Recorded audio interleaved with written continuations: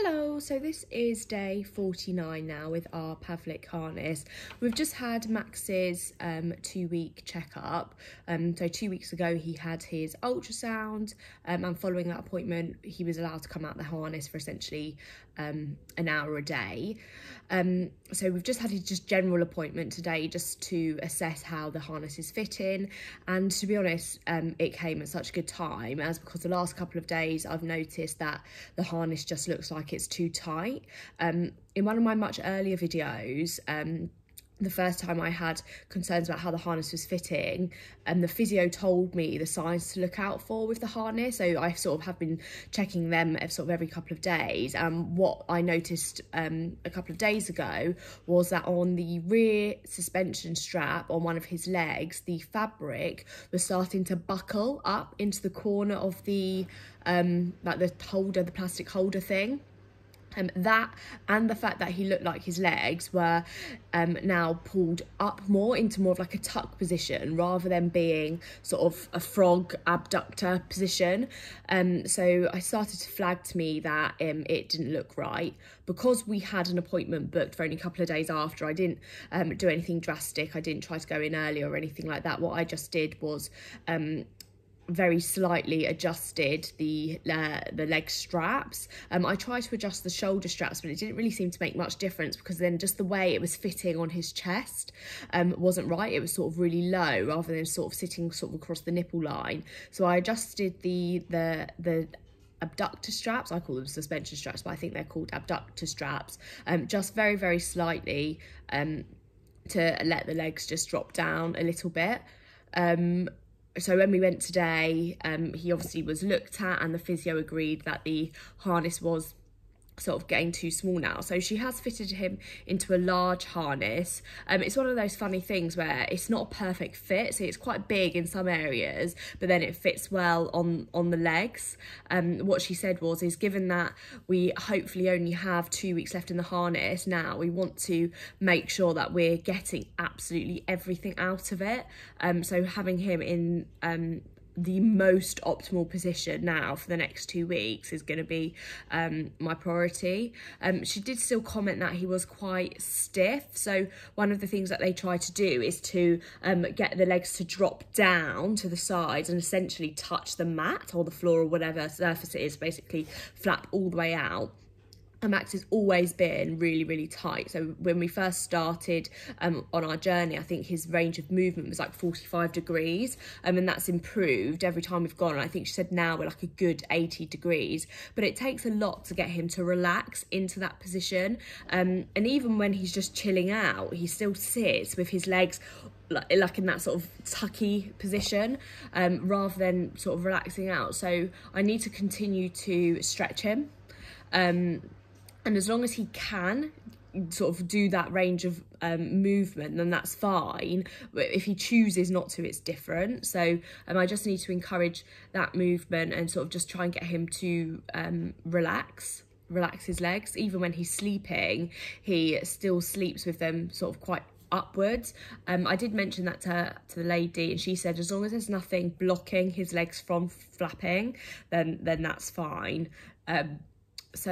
So that's just sort of what we're going to be doing. She did tell me to be prepared. You know, she said we're aiming for him coming out in 2 weeks, but be prepared for it not to happen. I asked if sort of at this stage would she expect like a regression, like do children regress at this point of being in the harness? And she said yeah, like they can do. You know, it's not super common, especially given how good his ultrasound was last time, but it's definitely still possible. So I think she doesn't want me to go in 2 weeks time, you know, 100% expecting the harness to come off, and then them not be 100% satisfied with the ultrasound, or not potentially things have got worse, but things haven't got better. They've maybe stayed stagnant.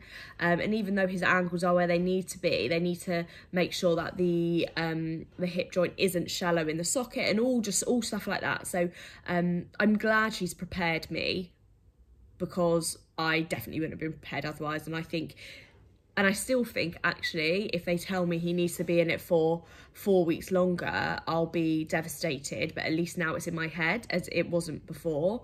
And even before I went to this appointment today, I sort of feel like I'm itching. I'm itching to have the harness off now because I know it's so close. And I really wanted to see if we could maybe have some extra hours out the harness or something like that, you know, more than 1 hour. And then I didn't even ask. Like, she almost scared me. I almost feel like the experience that we had right at the start with just hearing, like, you can't do this, you can't do that. I feel like I'm back there again. Which I guess it's good, because like now I'm not going to be like laxed in my approach. I'm not going to sort of take him out for longer than I need to, just because I think we're at the end of our journey.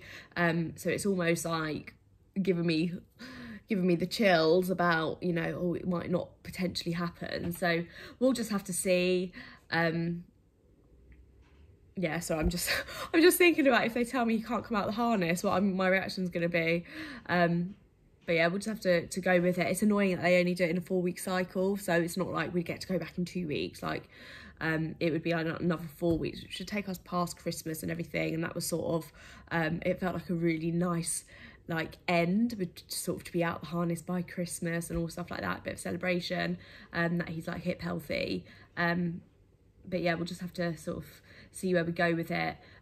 She did make comment again about how good the trousers were that Max was wearing, and I have shown them before. They've appeared in a couple of videos. They're just the H&M cotton joggers, which I sized up in. I got them in size 6 to 9, and they're still quite big, and they've stretched even more since we've got them, because they do just enable the hips to flap all the way out, which I didn't find possible actually in the clothes that were specially designed for hip dysplasia. So I'll just relink them in the description thing on here, just in case anybody's interested in what they are.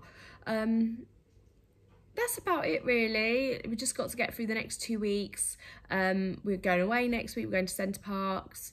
So I am hoping Max will be able to go swimming just for like a little bit, even if we just do 10 minutes in the pool.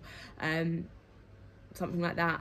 One thing the physio did tell me to try and do is to try and get him to do sitting up in that time that he's out the harness. On one of my previous videos I mentioned that I was concerned about how gangly he was and some of his leg positioning when he was out the harness, and she said not to worry about like bearing weight or anything like that, but just to focus on like the core strength, because he can't sit up at all in the harness. The positioning just doesn't work for building core strength. So that's definitely something that I need to be doing. I am doing it, but I'm just going to be doing it extra just to make sure that he's not going to be sort of like too far behind, you know, when he does eventually come out, because we're getting to that stage now where he does want to do more. He is a little bit more active than he was even a few weeks ago.